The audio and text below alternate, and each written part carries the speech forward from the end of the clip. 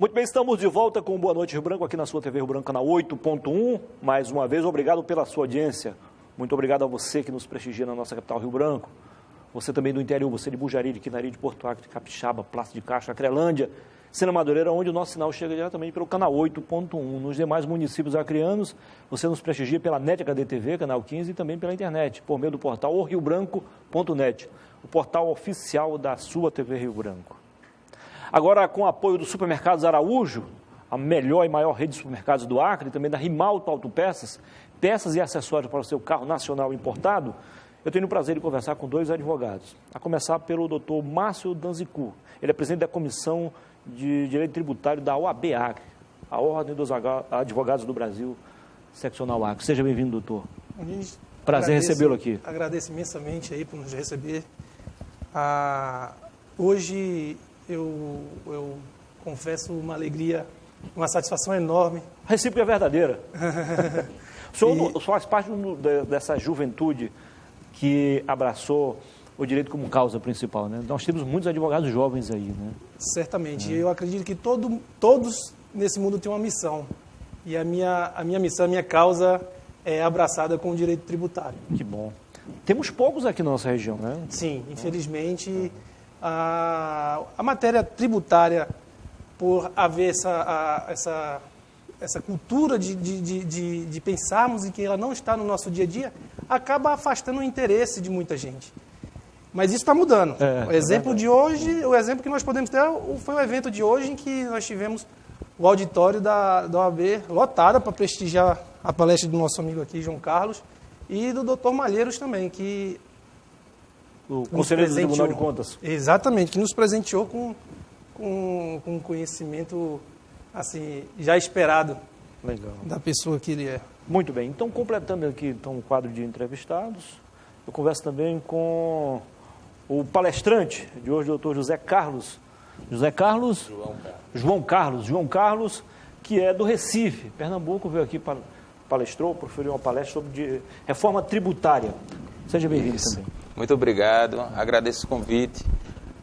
O evento foi bem interessante, o auditório lotado, como o doutor Márcio falou, né, só demonstra que a nossa sociedade cada vez mais está se interessando pelo que paga. É verdade. Né, esse tema da reforma tributária é um tema que é uma realidade hoje no país, né, em razão da busca pela transparência do que você está pagando quando consome, quando faz uma feira, quando compra um celular. Né, e foi um evento bem interessante. Agradeço ao doutor Márcio pelo convite. Foi a primeira vez que o senhor veio aqui? Aqui no Acre, não. Aqui em Rio Branco eu já vim algumas outras vezes, mas para essa finalidade foi a primeira vez. E foi muito bem-vinda o convite. Agradeço também ao AB do Acre, né, por esse interesse de disseminar a informação em relação a esse tema tão importante. Legal. De que forma, doutor Márcio, o Acre, sobretudo o pessoal do direito tributário, pode ser beneficiado com esse tipo de evento? Olha, nós acreditamos hoje que nós devemos, como missão, levar à sociedade o conhecimento sobre o direito tributário. Inclusive, pode ser até um pouco difícil, mas tentamos dissociar da técnica e mostrar, fazer uma linguagem mais clara para a sociedade, para aquela comunidade que está na base da pirâmide, entender, que eles entendam que eles são os verdadeiros pagadores do tributo. E não os empresários, como muita gente imagina. Pois é, isso é só repassa. É uma cultura que tem no nosso país, que quem paga tributo, quem paga imposto é o empresário. Não é. É quem consome. Então, nós temos que levar esse conhecimento, essa informação para todos, principalmente aqueles que mais pagam a carga tributária, que são a faixa etária que tem uma renda mensal de um salário mínimo. Se você ver, hoje, a carga tributária para essa classe chega ao patamar de 60%. Um absurdo. Doutor João, só completando o que o doutor Márcio tocou, no assunto importante, ele tocou a questão do conhecimento e também da importância, né, que isso representa. Muitos acabam, digamos assim, se estrepando junto à Receita, seja estadual, federal ou municipal, por absoluta falta de conhecimento. Exatamente. E um dos temas que abordamos no evento foi justamente a complexidade que é, porque são inúmeras leis, decretos, instruções normativas, a Receita Federal tem uma gama de legislação confusa, né? Para os advogados que atuam na área e para os contadores também. Então isso termina que a gente não tem a segurança de estar fazendo a coisa certa. A gente só tem a certeza se a Receita fiscalizar e der o ok. Mas enquanto ela não... Fica aquela dúvida. Exatamente. Então, o debate sobre isso, de você saber o que é que está fazendo, simplificar a tributação no país, é um passo vital. E a complexidade. Agora, doutor Márcio, depois o doutor João pode, querendo também completar, enquanto uns falam em simplicidade, em menos burocracia, parece que o poder público, de uma geral, o governo federal, está na contramão de tudo isso, né? Porque a cada ano tem uma coisa nova, por exemplo. É um absurdo você ter que declarar, inclusive, filhos menores de, agora acho que será 1 ano de idade. Não sei onde é que vamos parar, então. O que o governo quer? O poder público quer nos incriminar ainda mais? Porque não é possível. Por que tantas amarrações? Tanta burocracia. Tanta burocracia, né? Hoje a certidão de nascimento da criança já vem no CPF, inclusive. Acho vamos parar, né? Essa obrigação tem aí mais ou menos 1 ano ou 2. Então, se você olhar ali na certidão de nascimento das crianças, hoje em dia já vem com o número do CPF. Não faz muito tempo o cara comprava um carro, ele só era obrigado a declarar depois que pagasse o carro. Agora ele é obrigado a declarar, inclusive, os valores parciais estão sendo pagos. Absurdo. Né? O governo está cada vez mais, digamos assim, invadindo a nossa privacidade, né? Em busca de exploração ainda mais, né? Porque não é possível. Como enfrentar isso, doutor? Como começar a combater isso, se é que a gente pode fazer? Exigir transparência dos órgãos. Eu acho que esse é o passo inicial. Conjuntamente com informação à população. A população precisa ser esclarecida, precisa ser bem informada do que está pagando e, principalmente, está pagando por algo e poder exigir que o poder público lhe retorne com os serviços que eles são obrigados. Ou seja, o cara o desempregado, o cara é obrigado, inclusive, a declarar de que não ganhou nada. Exatamente. Exatamente. Para você ver como... E uma discrepância que eu acho gritante, a exemplo do imposto de renda. Isento hoje é quem ganha até R$ 1.903. Certo. Isento de pagar. De pagar. Mas não de declarar. Exato. E você, apesar de ser um imposto progressivo, você vê que a faixa etária de tributação é muito pouca. Isso é muito questionado. Isso. Você vê uma pessoa que ganha R$5.000 tendo 27,5% de imposto de renda, da mesma forma que uma pessoa que ganha 30 mil. Então, isso é injusto. Exatamente. Então, acho que a proposta da reforma é justamente sanar esses equívocos, né, que, a grosso modo, seria ter um imposto único nacional, né, que é o imposto sobre bens e serviços. É uma tributação uniforme nacional, uma legislação só, que hoje em dia a gente tem a legislação federal, cada estado tem a sua do ICMS, tem o Distrito Federal, os mais de 5.400 municípios têm a sua do ISS, e isso traz muita confusão, né? Então, acho que a partir do momento que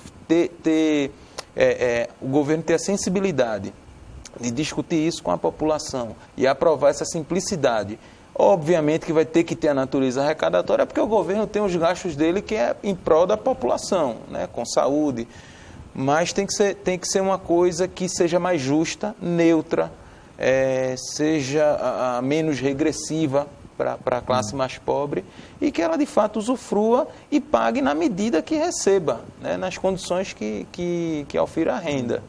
Doutor, o senhor que é presidente da Comissão de Direito Tributário, a OAB ao longo dos anos ela tem se organizado muito, né? Acho que o pessoal que está no comando tem delegado assim, poderes, dividido tarefas, isso é muito bom. De que forma a comissão pode auxiliar, inclusive, os profissionais que atuam diretamente nessa área e aquelas pessoas que, repito, por absoluta falta de conhecimento, acabam acabam se prejudicando junto à Receita, seja federal, estadual ou municipal? A ordem ela tem um papel bem ativo. Enquanto nós, a Comissão de Direito Tributário, sempre participamos de eventos, e junto até com outras comissões, para levar esse conhecimento e esclarecimento à população.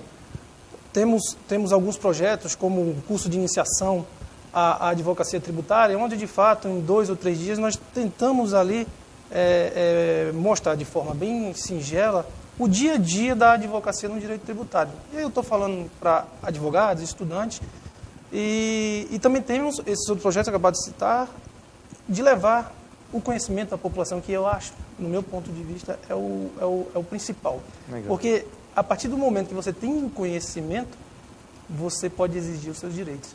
Então, nós temos que tirar dessa cultura de que quem paga é o empresário. Verdade. Doutor João Carlos, existiu uma guerrinha, acabou ontem, porque o ministro da Justiça queria que o COAF fosse para o Ministério da Justiça.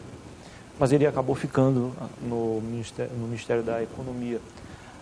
Isso traria alguma vantagem para os contribuintes, para combatermos, então, a sonegação fiscal?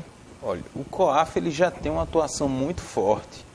Pouca gente sabe, mas chega a determinada faixa de movimentação financeira, o banco é obrigado a informar que a sua conta movimentou X reais naquele período. Né? A questão governamental, se ficar com um ministério ou outro, penso eu que a autonomia do COAF deve permanecer, porque, de fato, é um órgão fiscalizador de finanças. Qualquer questão de irregularidade, ele mesmo já comunica para o Ministério Público e o Ministério Público vai iniciar as investigações. Né? Mas é um passo para que se detecte se de fato está havendo sonegação ou não. Então, a questão de organização dentro do governo, eu só espero que ele não perca o poder que tem hoje, né? Que não se submeta a nenhum tipo de restrição. Acho que deve permanecer assim, porque é aquele ditado que não deve não teme, claro. Né? Não, certamente não perderá. Só que a corrente que defendia a ida do COAF para o Ministério da Justiça, segundo eles, juntavam o útil ao agradável. Ficaria ainda mais fácil a operacionalização. O senhor acaba de dizer que qualquer ministério ele estará muito atuante, né? Sim, sem dúvida. O senhor falou sobre a reforma tributária. Qual seria a reforma?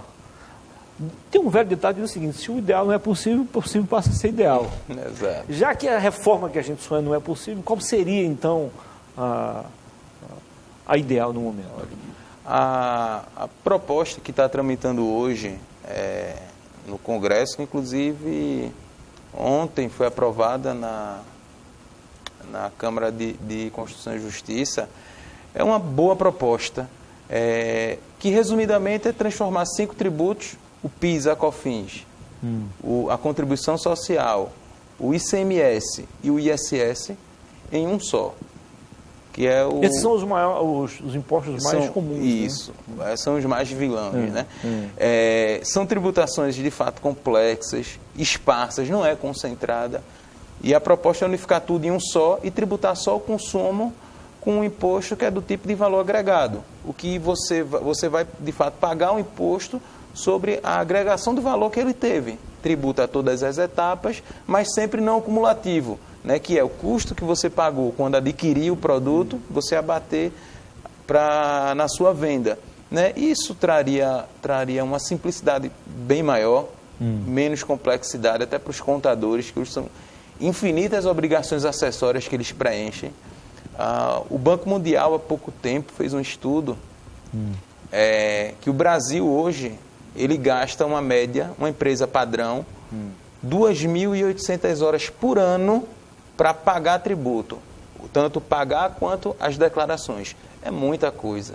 É muito custoso você se manter em dia com a Receita Federal. E olha que o senhor está falando isso para as empresas comuns. Quando vai para o mercado de exportação ou importação, aí a coisa complica ainda mais. Exatamente. Muito difícil. Doutor Márcio, afinal de contas, há uma corrente que defende que é o seguinte, que o governo federal e os outros governos também punem os que consomem e deixam os que, de fato, faturam, ganham muito mais livres. Tem que mudar essa realidade, né? Infelizmente, se é punido pelo consumo. Exatamente. Infelizmente, essa é a nossa realidade. A tributação do nosso país hoje é focada no consumo, em detrimento da renda e bens.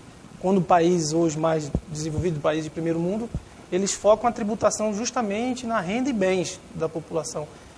Por que o consumo, a tributação no consumo, ela é permissível? Justamente porque ela tributa mais quem tem menos. O senhor veja que hoje a tributação de uma classe operária, vamos colocar assim, uma renda de um salário mínimo por mês, ela tem corroído 60% do seu salário em impostos. Enquanto uma pessoa abastada vai ter algo em torno aí de 16%. A diferença é grande, quer dizer, tem que mudar. Exatamente. Se não é possível reverter totalmente o quadro, pelo menos começar a reverter. Como está, não dá para continuar. Mas os senhores sonham com mudanças, pelo menos a curto prazo? Sem dúvida nenhuma. O estudo que embasou a proposta foi do Centro de Cidadania Fiscal. É um estudo muito sério. Talvez a maior dificuldade que tenha é em relação à repartição das receitas. Hoje, estados e municípios têm autonomia para cobrar seus tributos. E ele unificando no governo federal, e o governo federal arrecadando e repassando, isso vai tirar muita autonomia dos estados, dos municípios. E talvez aí seja o maior impasse. Né? O governo atual já disse que pretende apresentar uma proposta, sem ser essa que foi aprovada ontem pela CCJ, de fazer essa reforma só dos tributos federais, que é onde eles podem mexer, deixar o Estado e os municípios agora, com o dele. Isso aí mexeria com o que muita gente também defende, o chamado novo Pacto Federativo? Sim, sim. Vai ter que ter essa mudança. Né? Hoje a União ela repassa parte da arrecadação dela para os estados repassam parte da arrecadação dela para o município. Como é que vai ficar isso? Né, pela proposta, a transição para concluir essa reforma para o governo seria de 50 anos, né, justamente para evitar essa perda que, de fato, o Estado vai ter uma diminuição, o município vai ter também, até ficar tudo como o IBS, como esse imposto único, a transição prevista na proposta de 50 anos. É um tempo considerável. Isso a nível de governo. Para os contribuintes, essa transição seria de 10 anos. O assunto aqui, a gente acaba extrapolando os nossos limites, mas tem um outro assunto também que pode também ajudar a resolver esse problema aí, que é a questão da Previdência. Não dá mais para continuar com esse déficit absurdo, tanto por parte do governo federal, dos governos estaduais. No caso aqui, o governo do estado é obrigado a injetar quase 40 milhões de reais para manter o sistema funcionando, para que os aposentados possam receber. Não dá para continuar como está. E ainda há gente que acha que não precisa mudar. Eu acho que essa proposta original ela é macabra também, agora precisa mudar. Alguma coisa precisa ser feita, né, doutor? Exatamente. E o nível do debate no Congresso ele precisa ser elevado, não é verdade? Sim. Porque cada um querendo defender o seu lado. Pois é. E o lado do Brasil ninguém vê. E você vê muito não concordo, porém não apresenta uma contraproposta. Nos passa a mensagem de que não há necessidade da reforma tributária. Aqueles que pensam contra, são contrários, mas não apresentam uma segunda via. Então, de fato, é uma reforma que tem que ser feita, assim como a tributária. Legal. Conversei com o doutor Márcio Danzicu, presidente da Comissão de Direito Tributário da OAB Agrifo. Doutor, foi um prazer recebê-lo aqui. Sucesso para vocês e parabéns pela iniciativa. Obrigado, agradeço imensamente pelo espaço. Agradeço aqui também ao doutor João por deixar lá a sua família, seus afazeres e compartilhar conosco aqui um pouco do seu conhecimento. Agradeço mesmo a essa tão amada instituição Ordem dos Advogados do Brasil, que faço parte com muito orgulho e espero voltar com outros eventos dessa natureza. Muito bem. Doutor João, o senhor sabe como é que a gente faz para saber se o cara é um autêntico pernambucano mesmo? Como? Pelo time que ele torce. Qual é o seu time? Santa Cruz. Mais ou menos. Doutor João, foi um prazer recebê-lo aqui, tá? Não, o prazer foi meu. Obrigado pelo espaço. Mais uma vez agradecer ao AB Acre, na pessoa do Dr. Márcio, pelo convite. E, de fato, a gente tem que discutir, né, sobre o que é melhor para o nosso país, para a gente deixar um país menos complexo para as gerações aí que estão por vir. Legal. Só um registro. Proporcionalmente, nenhum time é tão querido no Brasil quanto Santa Cruz. Levar 60 mil pessoas na Série C não é para qualquer um, não. É verdade. Tinha que ir direto para a Série A com esse público, né? É um prejuízo, então, para os que estão lá. É verdade. Tá zerando prejuízo. Sucesso para vocês, então. Obrigado. Daqui a pouquinho tem mais entrevista e tem musical também com Eulis e Elvis, ou Elvis e Eulis, como queiram. É a dupla sensação do momento. Pai e filho, filho e pai. Daqui a pouco... He said to my son, when things go wrong, I'll be sent of a little and tap this strong into the boundary of which man and man. Aqui no Boa Noite Branco. Até já.